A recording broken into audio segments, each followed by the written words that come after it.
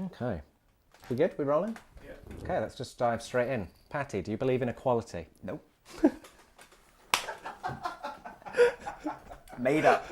It is. Do you want to clarify? To clarify.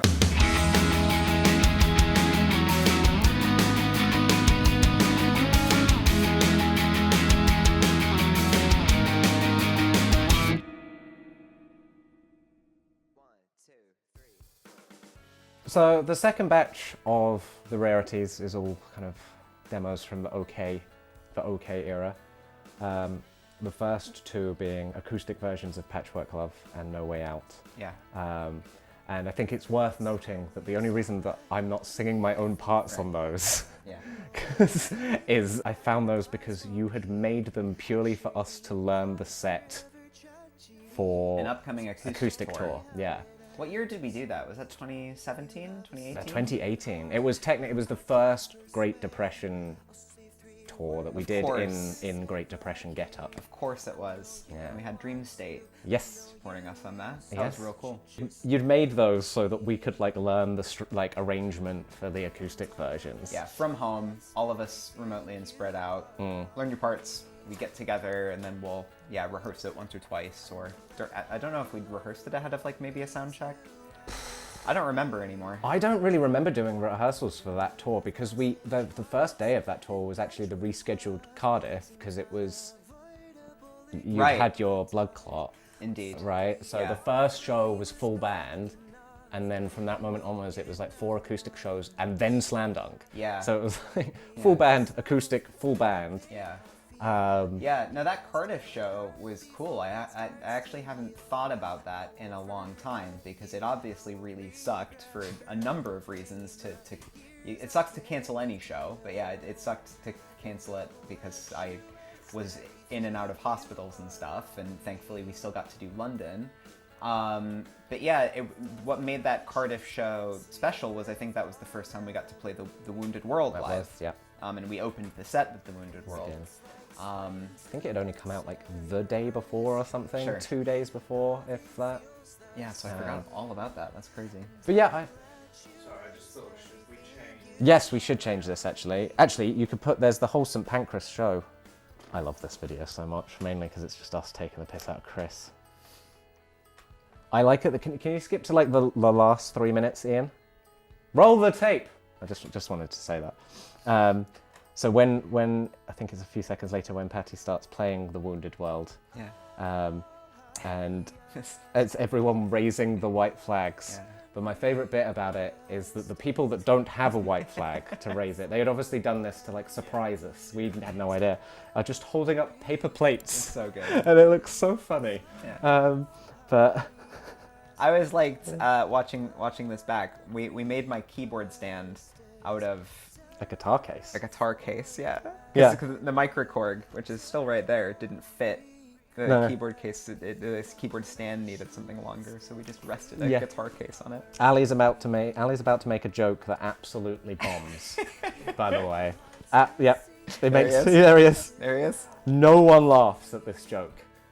It was him saying, you were saying thank you for selling out this church. Yeah. And Ali said, oh, it's probably the most full it's been in years.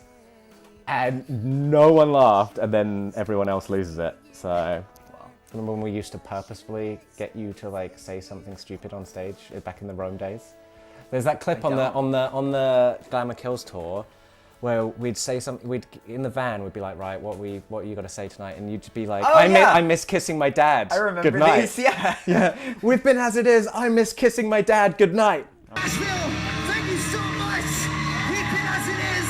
I guess the courier up next. I miss kissing my dad. Good night. Yeah.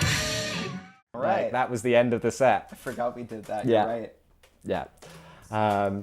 We did that in that Nashville venue where they told us that it was that super religious Christian venue. Do you remember where we couldn't swear? Swear, yeah. Right, and so that was probably a bit provocative. I'm gonna get myself cancelled by all the Christians now. Cancelled by Christians. It's like a old Cancelled by Christians. MySpace metalcore band. They've got the scrims. We've been canceled by Christians. We got sick beatdowns. Someone playing the keyboards. Cancelled by Christians. If we ever start like a joke side project, Yeah. the crabcore band called Cancelled by Christians. Yeah. Pull from like the Bad Religion logo or something, some sort of cross and like a... Oh, that's funny. Right, what other tracks are on this bloody okay part of it? Should we just talk about Dragon for the next That'd be nice. half an hour? I mean, if he can't make Slam Dunk, we can't play a show. Remember all the money we spent on this CO2? So the story behind that was that we accidentally or just ignorantly rented CO2, but for like arenas. For arenas, and we yes. fired it off in the KOKO. Yeah. So that was really loud and really crazy, but looked really cool. It did look cool. That looks really I cool. think, but again, you kind of learn over the years. Again, the confetti, that cost us however much in a cleanup fee. That's what they don't tell you. That's what they don't tell you. Is, The confetti's cheap. That's not where the cost is. and they don't let you clean it up yourselves. No. I'd have quite happily broomed that confetti up after the show. A lot of artists would, happily clean it up. Listening to the weepies after a good show, Yeah. brooming the confetti. Yeah. It's a nice end to the show. Meditative. But yeah, I don't think I'd spend that much on CO2 these days, if I'm being honest. Yeah, no, me neither. I think because I don't know what it was about then, but it was like you constantly had to make the show bigger and better and everything. And I think that's obviously like still true, but I've gone to see so many bands recently, and like I'm gonna use seeing Kids in Glass Houses as like an example. One of our favorites. One of our favorites, and sometimes you don't need all this fancy bells and whistles. Just a nice, Modest bells and whistles. modest bells and whistles. A nice light package, right? Some nice lights, you know. Just nice stage dressing. Yeah. Like I really want to like get more into DIY like stage building, nice design sets and stuff. But well, I mean at Forum none That of fell the fuck apart. that none of the fucking production worked. We spent all that money on the production, and then there's a really funny clip that actually, Ian, you could probably get it up on YouTube. There's a really funny clip. If you find a video of The Truth I'll Never Tell at the Forum, there is a video of it. During that song, you know, just an album track, the pyro just randomly starts working. Yeah. Like, and not at like a moment that you would expect it. And it just looks, there it is. And then at some point through this, there we go. There it goes. There it goes. That was the first time it worked, the whole set. Random ass point of the song. Random ass point of the set. Like, it made no sense. But I remember from that moment, there goes the CO2 as well. Matt's like, oh, I've got it working now. And then from that moment onwards, it was just like, blast it all the time. We've got to make up for lost time, because you essentially, how's it work? You have like 10 minutes of like blast time or whatever. It's not, maybe not 10 minutes, but you have like a set amount of, you buy however much time you want, right? And so we'd wasted half the set with it not working. So we were just like, blast it, Just burn constantly. It. Just burn it. My favourite part about this, that I remember, is when it goes off, right after you were so excited. Oh yeah. That you see the, if you watch you came up to me, and we're like, yeah! And then start going twice as hard. Yeah, oh yeah. Well, because I was fuming. I was playing, you forget this, I was playing like the best show of my life, like the biggest headline show we'd ever played. But in my head, I was livid that we'd wasted all this money on a bunch of production that was working in soundcheck, because we filmed the music video. We filmed the Fire the Dark music video at soundcheck with all the production working, all the lights working, all the pyro, everything. Come to showtime, I'm going to blame Trash Boat. They went on before us. It was their fault. It wasn't their fault. It wasn't their fault. But no, like, and I was livid, and I still came off stage really angry after that show. And it took me a while to calm down, and like, it took me a couple of days to be like, oh, actually, that show was sick. I have like, it should. do you? Whenever you coming on stage, somewhere.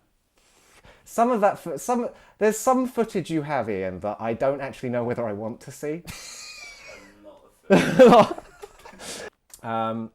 Right, let's talk Babylon Ben, Right. which we Right. have kept as what the demo name was for many years. Oh yeah, that's what it's called. When we were deciding to put this on the Rarities, I was like, are we gonna change the name of this? Are we gonna call it like, I don't know, a lyric from the song? But no, we just stuck with Babylon Ben. So Yeah, that was the demo title. That is the actual title. Yeah. I like this song.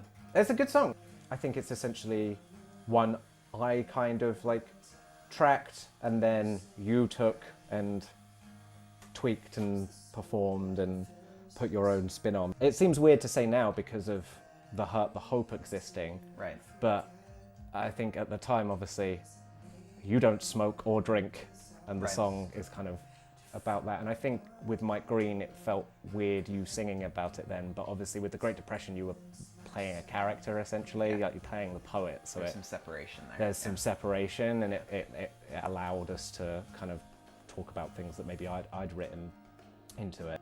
I mean, for me, that song primarily is about my experience taking like antidepressants for the first time, which was like, I guess started at the beginning of, just before we went on the first Warped Tour in 2015, which, now that I think about it, was the worst idea anyone could possibly have, of like, let's start a course of massively mood-altering antidepressants right before I'm about to go on a 2-month tour where I'm going to be surrounded by a lot of drink and etc.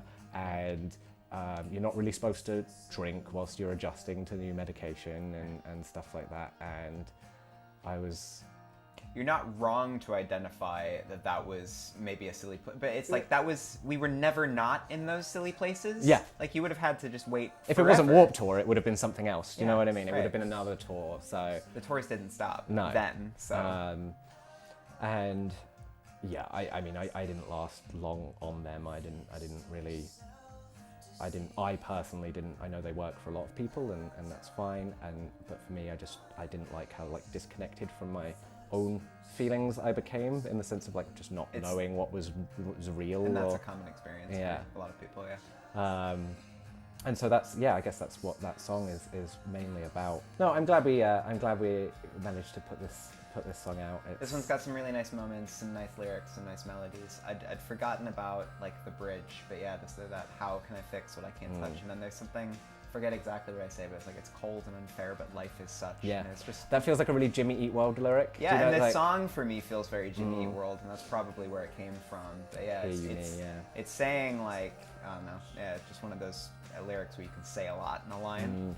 The other one from OK that didn't make the record, which was like was a fully finished song, was May We Go Down as Lovers. Yeah. Which I guess I seem to remember we cut because it sounded like it was the first time we'd written like a sexy song. Oh yeah. Oh, so sexy. Yeah. Like we'd never written about sex. I was trying to remember, I couldn't remember what like the reference songs were for that lyrically. I feel like there Maybe was... Dashboard. Yeah, a couple of starting line songs are quite horny. Yeah, I mean, Say Anything come to mind. Yeah. Not musically, but lyrically. Yeah. Emmanuel wrote that song Actually, Make Tonight. That was it. It was that Emmanuel song. That was the one that I was trying to think of. Yeah. I think that was a real... Machine produced that record. He did, yeah. Great sounding record, It's funny how that comes around. But I think in the end it kind of just sounded like, because we were back and forthing the vocals a lot, it just sounded like we wanted to fuck each other. Which at the time was not true. This song too does something that I really like and appreciate when songs do it, where there's like, the verses are really like where the meat of the song is. I don't know how many verses there are to this song. There's maybe like 3, maybe 4 really long verses, and then the chorus, it just sort of says like a single line, because that's sort of all we have time to do, because we're spending so much time in the weeds of the verses. I quite like when a song does that. And then did we... There was, and Do you remember that, like, we had that as a musical idea earlier, and it was, I've got a feeling this all ends badly. Oh, and then I yeah. don't remember what comes after that, but we liked that melody enough to reuse it here on a song that also never came out until now. Liked it enough. You can't make that shit No, up. I know. But yeah, I remember that too sort of started in another song too, and yeah, again became this one, and yeah. Yeah. So just another family. Right. That's- okay. Yeah.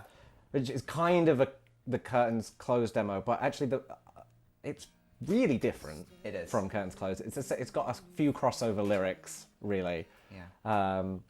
But I have very distinct memories of being up till like really late writing that one. I think we were like chaining coffees at stupid o'clock at night at like 2. Not much has changed. And just going over various, family situations. Yeah. Okay was a record where we really, explored family, right? Mm-hmm. We wrote about my sister on Hey Rachel. We wrote about your granddad on Austin, and yeah, Curtains Closed. But the precursor was kind of this an one, amalgamation Just Another of Family. We everyone's. wrote about sort of like family changes. Yeah. This version's really quite heartbreaking. Like the imagery in the lyrics really, I don't know, it's very vivid to me. Yeah. More so maybe than like the final Curtains Close. So the Still Remembering demo. Yeah. I sang on this. Yes, and I forgot that you did. Again, dude, I don't know why people make decisions to. For the record, I've always been an advocate that you should be singing. Okay, I was gonna say, because I feel like in my, especially in my Reddit thread, like deep diving and stuff, I've seen some crazy, like rumours and opinions on like what happened, and like our relationship especially. Right. But I've seen that, I left because I was done with all the makeup and all the stuff from the Great Depression, right? And that I hated all of that. Right. and crazy things that like you had a massive ego and wanted to be the only singer, and that's why I started singing less, which is not why I started singing less. Like, as you say, you've always been a big advocate, Back then there were a load of bullshit inner political reasons and stuff. There were a lot of voices in every room, but I think it's cool that this exists and that we're sharing it. I completely forgot that you sang on the demo of this song. One of the demos that sounded pretty similar, although I remember Mike Green, I think it was the right decision, was simplifying the guitar part in that sort of, with this one there's two. There's the strummed one, and then there's the picked one, and later into the song we're using both, but starting the song with the most melodic, hooky thing. It's very also Mike Green. it also goes full band quicker in the final version. Right. It does, we save it for the last chorus in the demo. Yeah. But like there's drums and pretty much the most of Still pianos Remembering. and strings and stuff. Yeah, definitely. But that's, again, like you said earlier, that is another song that is kind of a metaphor about that okay time. I've said before, like, that was probably like the hardest period of being in this band. Yeah. I try and look back on recording okay fondly. Right. And I think I do, but only for like the stupid stories that you get into when you're living in an Airbnb with no air conditioning in the middle of LA in summer. Yeah, like, 5 of us in a 2-bedroom. Yeah, Airbnb, like you're gonna get stories, but like we were on top of each other in that scenario. Like, oh yeah. I look back on that record fonder now than I used to. Like the record itself. Yeah. I have to sometimes detach myself from like what was happening around it and be like, this is objectively some really good strong songs on here. And Okay was the first time, and not the last time, but it was the first time when we got to be like really conceptual as a band, and we got to do some really fun like world building. Yeah. Stuff where like people who really loved the band, there was more beneath sort of just the songs. Yeah. There was Happy Co. We created a whole company that existed in like the ecosystem of just the marketing, I guess. Yeah, it wasn't part of the songs, but it was, and yeah, there was a style, an image. We got to do some really fun stuff. And I guess the last OK demo on there is OK itself. Right, which OK. is more different than I remembered the demo being. Yeah, I always thought that was pretty much like the same. Carbon copy. Yeah. Yeah. I completely forgot about that instrumental bridge that happens. The loud instrumental bridge. Yeah. Yeah, I totally forgot about that. But that must have been recorded on the Never Happy tour, Yeah. because in the background of the bridge you can hear Innie from Withcon yelling, like talking, basically. He goes, So- "Oh shit!" Yeah, that's it. It's so funny. Um, And Foley does the "I'll be just yeah. fine." I from that moment I was an advocate for him doing that in the studio, but Mike Green was having none of that. Right. Yeah. Right. So. So let your body say